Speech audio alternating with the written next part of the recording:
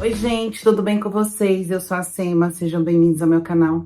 E aqui eu trago várias receitas gostosas de bolos, tortas, doces, tudo que é de comer e gostoso eu trago aqui pro canal. Então, se você gosta desse conteúdo, já se inscreve aqui, ativa o sininho para não perder nenhuma receita que eu postar na semana. E a receita de hoje é esse pão Romeu e Julieta, simplesmente maravilhoso.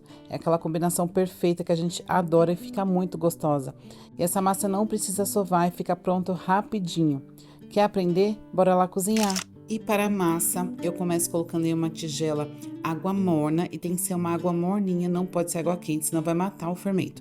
Se o dia estiver muito quente, a água pode ser em temperatura ambiente e se o dia estiver muito frio, aí você pode colocar essa água morninha.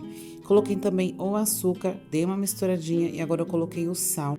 Vou dar uma misturada também e agora eu vou colocar a manteiga. Eu estou usando manteiga levemente derretida e essa minha manteiga ela é sem sal. Se você quiser, pode usar margarina também sem sal, mas caso você queira usar manteiga ou margarina com sal, aí você tira o sal da receita. E para essa receita eu vou usar fermento biológico seco. Eu estou usando um envelopinho que são 10 gramas. Se você quiser usar o fermento biológico fresco, você pode, mas aí você tem que multiplicar por 3. Então eu usei 10 gramas do fermento biológico seco, então você vai usar 30 gramas do fermento biológico fresco, porque o fermento fresco ele é mais fraco do que o fermento seco. E agora é só dar uma misturada. E por último, eu vou colocar a farinha de trigo. Eu gosto de peneirar a farinha para deixar a farinha mais solta, mais airada. E eu vou colocar por partes. Então, agora eu coloquei uma parte, vou mexer a massa até agregar a farinha. Depois, vou colocando o restante, misturando até não conseguir mais misturar com a colher. E aí sim, vou colocar a mão na massa. Essa massa não precisa ser sovada, não precisa sovar por 10, 15 minutos. Então, você vai mexer a massa, vai manipular a massa até agregar a farinha. Quando viu que a farinha já sumiu por cima, né, de cima da massa, aí você pode parar de mexer e deixar a massa descansar. Eu vou mostrar para vocês o ponto.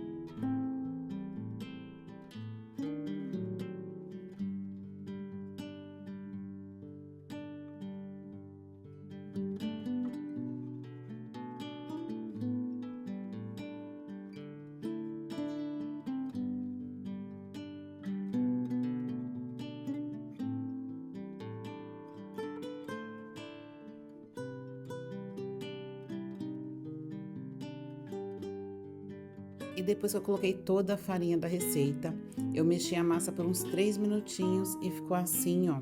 Tá vendo que já não tem mais farinha por cima, já consegui agregar totalmente a farinha. A massa não fica lisinha, ela fica desse jeito, meio enrugadinha. É desse jeito mesmo. Agora eu vou deixar a massa aqui na tigela, vou cobrir com um paninho e vou deixar descansar por 30 minutos fora da geladeira. E daqui a 30 minutos eu volto para poder abrir a massa e rechear. E depois a massa descansar por 30 minutos fora da geladeira. Ela não cresce porque é pouco tempo ainda, né? Ela fica um pouco mais macia, mas vocês vão ver que ela fica um pouco mais úmida, um pouco mais elástica, um pouco mais lisa.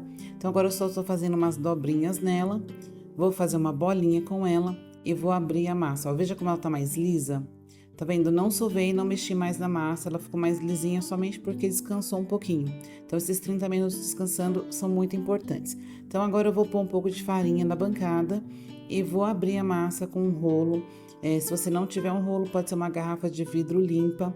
Então, você vai abrir a massa aos pouquinhos e você vai abrir no formato retangular para ficar mais fácil depois para enrolar, né? Para rechear e enrolar a massa.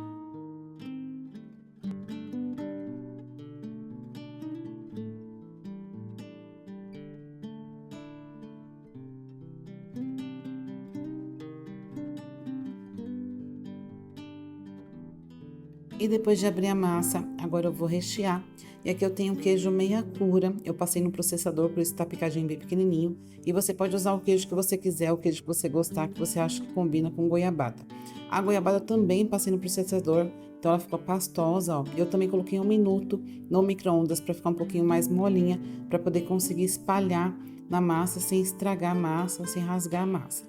Então eu vou começar colocando um pouquinho de goiabada em cada parte da massa para ficar mais fácil depois para espalhar.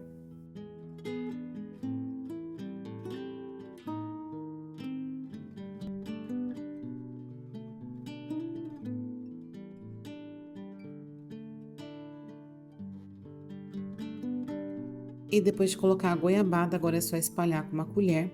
E para facilitar, você molha a colher na água e aí você espalha, então fica mais fácil, porque com a colher molhada, a goiabada não gruda na colher, então fica mais fácil para poder espalhar. E eu estou usando aquela goiabada mais molinha que você acha facilmente em qualquer supermercado. Por isso que quando eu passei no processador, virou uma pastinha. Então, se você quiser aquela goiabada que fique inteira, que não derreta dentro do pão, você pode pegar aquela goiabada cascão, picar e espalhar na massa.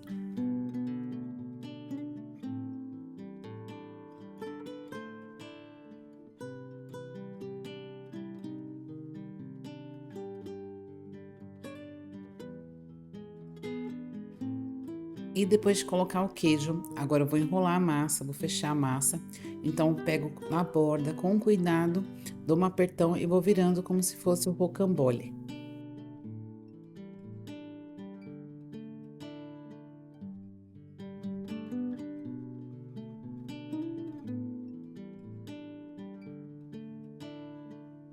E depois de enrolar a massa, você vai juntar as pontas, você vai apertar as pontas para poder fechar e não escorrer nem o queijo nem a goiabada. Então, tá vendo que eu dou uma apertada para espalhar bem o recheio e nas pontas, ó, eu dou um apertão, eu aperto e dobro para dentro, né, para baixo, ó lá, tá? Para deixar bem fechadinho.